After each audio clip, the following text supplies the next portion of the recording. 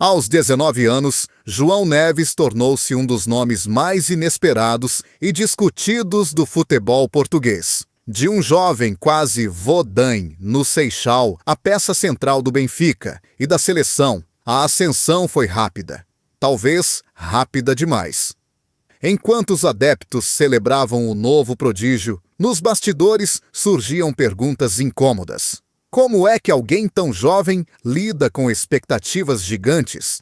Que pressões se escondem por trás de cada jogo, de cada passe, de cada erro mínimo? Fontes próximas garantem que, longe das câmaras, João Neves enfrentou momentos de dúvida, tensão interna e decisões que podiam ter mudado tudo. E é aqui que a história ganha outro peso. Porque por trás do talento puro, existem pessoas, conflitos silenciosos e escolhas difíceis que quase nunca vêm a público. E assim chegamos ao ponto decisivo. Quem são as figuras e os episódios que mais marcaram este início explosivo de carreira? Começamos agora com o número 5. Número 5. Roger Schmidt. Quando João Neves começou a aparecer com mais regularidade na equipa principal, o nome de Roger Schmidt estava inevitavelmente ligado ao seu destino. Foi o treinador alemão quem abriu a porta, quem decidiu lançar um miúdo franzino num meio-campo onde não havia espaço para erros. Em público, Schmidt elogiava a maturidade e a inteligência tática de João. Mas nos bastidores, a relação estava longe de ser simples. Insiders do Seixal contam que, nos primeiros meses, João Neves viveu num estado constante de alerta. Cada treino era observado ao detalhe. Cada passe para trás era motivo de correção dura. Schmidt exigia intensidade máxima, disciplina absoluta e zero complacência.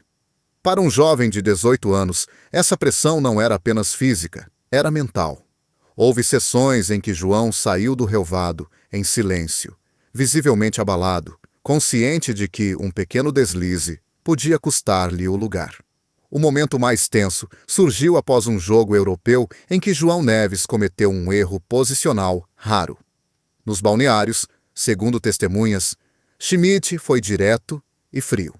Não houve gritos, mas as palavras foram cortantes.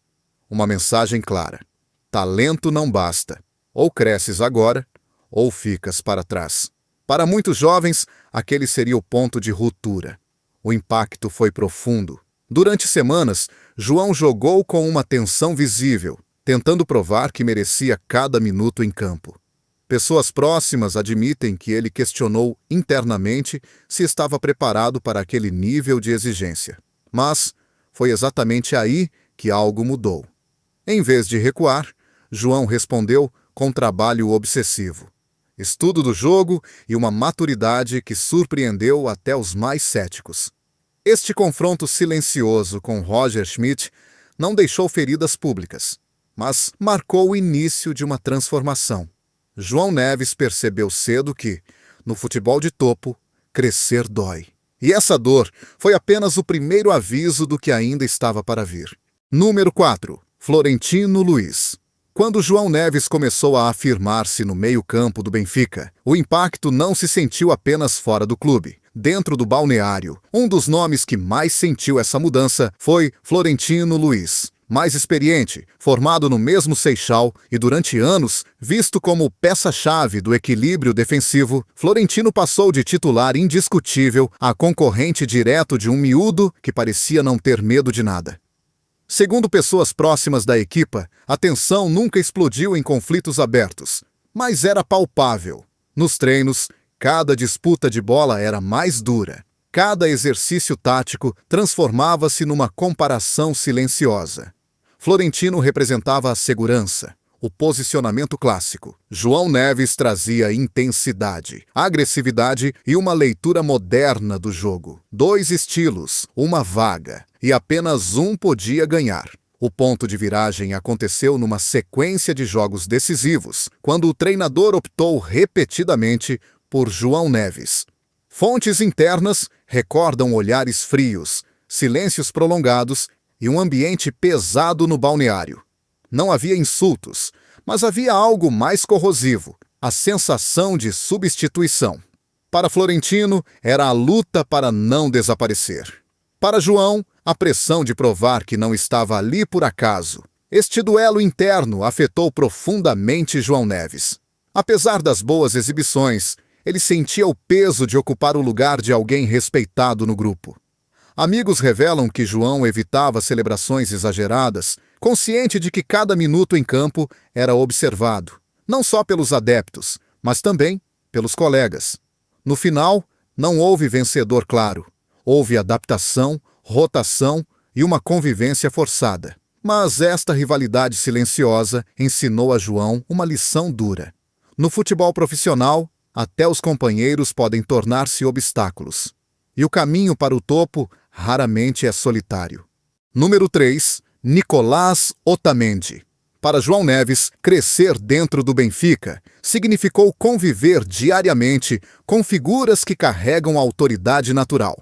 E poucas vozes pesam tanto num balneário como a de Nicolás Otamendi. Capitão, campeão do mundo, líder vocal. Para um jovem de 19 anos, jogar ao lado dele era honra e teste permanente. Insiders relatam que Otamendi não fazia concessões. Nos treinos, exigia posicionamento perfeito, coberturas rápidas e comunicação constante. Quando algo falhava, o aviso vinha imediato, em tom duro, sem filtros. Houve momentos em que João Neves foi corrigido em público, perante toda a equipa. Não por maldade, mas por um padrão de exigência que não distingue idades. O episódio mais marcante aconteceu após um jogo da Liga em que o Benfica sofreu um golo por desorganização no meio-campo. Nos balneários, Otamendi apontou responsabilidades com franqueza brutal. Testemunhas lembram o silêncio que se seguiu. João Neves ouviu tudo, cabeça baixa, sem responder. Aquilo não foi uma discussão, foi uma prova de fogo. O impacto psicológico foi imediato. Pessoas próximas revelam que João levou aquelas palavras para casa e quase não dormiu nessa noite. Questionou-se, reviu o jogo, reviu cada movimento. A pressão de falhar perante um líder daquele peso parecia esmagadora.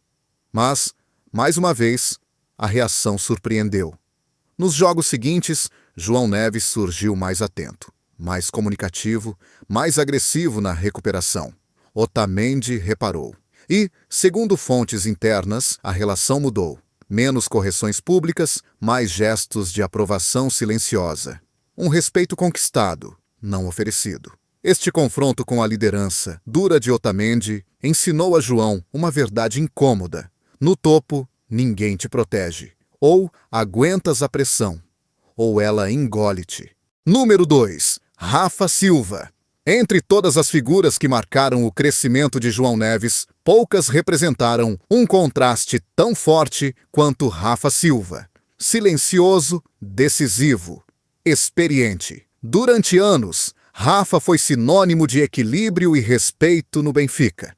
Para João, dividir o campo com ele era aprender a gerir egos, ritmos e expectativas, tudo ao mesmo tempo. Fontes internas revelam que, nos primeiros meses, houve um choque subtil. João Neves jogava com intensidade máxima, pressionava alto, pedia a bola a toda hora. Rafa, mais contido, valorizava o tempo certo, o espaço, o silêncio. Em certos jogos, essa diferença gerou momentos de tensão, gestos de frustração, olhares trocados, passes que não surgiam quando João esperava. Nada explícito, mas suficiente para criar ruído. O episódio mais delicado aconteceu num jogo grande, quando João arriscou um passe vertical que resultou numa perda de bola perigosa. Rafa reagiu de imediato, visivelmente irritado. Segundo testemunhas, no intervalo houve palavras duras, ditas em tom baixo, mas direto. A mensagem foi clara. Saber quando acelerar é tão importante quanto saber parar. O efeito foi profundo. João sentiu pela primeira vez que o seu estilo podia colidir com o de líderes respeitados. Amigos próximos contam que ele ficou dividido entre manter a sua identidade ou adaptar-se para não quebrar a harmonia da equipa. Durante semanas, jogou mais contido, quase em conflito consigo próprio. Com o tempo, surgiu o equilíbrio. João aprendeu a ler melhor o jogo. Rafa passou a confiar mais. A tensão dissipou-se, mas deixou marca. Porque João Neves entendeu ali que talento jovem pode incomodar, mesmo sem intenção, e que crescer às vezes significa abdicar de uma parte de si. Número 1. Roberto Martínez. O momento mais decisivo e mais pesado na curta carreira de João Neves não aconteceu no Estádio da Luz, mas quando o seu nome entrou definitivamente no radar da seleção nacional. A chegada aos convocados trouxe orgulho, mas também um confronto direto com uma nova realidade, personificada em Roberto Martínez. Segundo fontes ligadas à cidade do futebol, Martínez via João Neves como símbolo de uma nova geração. Mas essa aposta vinha acompanhada de um peso brutal. Nos primeiros estágios, João sentiu imediatamente a diferença. O erro já não era apenas um erro de clube, era um erro nacional. Em jogos de preparação, qualquer posicionamento fora de tempo era corrigido de forma pública, metódica, quase cirúrgica. O ponto mais tenso surgiu quando João Neves começou a ser utilizado em contextos de alta responsabilidade. Após uma exibição menos conseguida, Martínez chamou-o à parte. Não houve gritos. Houve algo pior. Uma análise fria, detalhada, que expôs cada falha. Testemunhas descrevem João visivelmente afetado. Não pela crítica em si, mas pela percepção de que já não era visto como promessa. Era visto como solução imediata. O impacto foi devastador e transformador ao mesmo tempo. Pessoas próximas contam que João sentiu medo real de falhar, medo de não estar à altura do símbolo que carregava ao peito. Pela primeira vez, pensou no peso psicológico de representar um país inteiro. Mas também foi ali que algo se consolidou. Nos jogos seguintes, João mostrou uma maturidade inesperada, mais simples, mais seguro, mais consciente. Martínez reparou. A confiança não foi dada em palavras, mas em minutos, em escolhas, em silêncio. Este confronto final revelou a maior verdade da história de João Neves. O talento abriu portas, mas foi a capacidade de suportar pressão extrema que o manteve lá dentro. O momento mais sombrio da história de João Neves não veio de um erro em campo, mas de algo invisível. Segundo insiders, após semanas de jogos intensos, o jovem começou a dar sinais claros de desgaste mental. Silêncio excessivo, obsessão em rever jogadas, medo constante de falhar. O detalhe chocante surgiu num treino fechado, quando João pediu para sair mais cedo, não por lesão, mas por não conseguir desligar a cabeça. O episódio nunca foi divulgado. Foi tratado internamente, em silêncio, para proteger o jogador e a sua imagem pública. O twist é duro. O símbolo da nova geração portuguesa estava à beira do limite psicológico. A partir daí, a pressão foi gerida de forma mais cuidadosa, porque todos perceberam que o talento não estava em risco.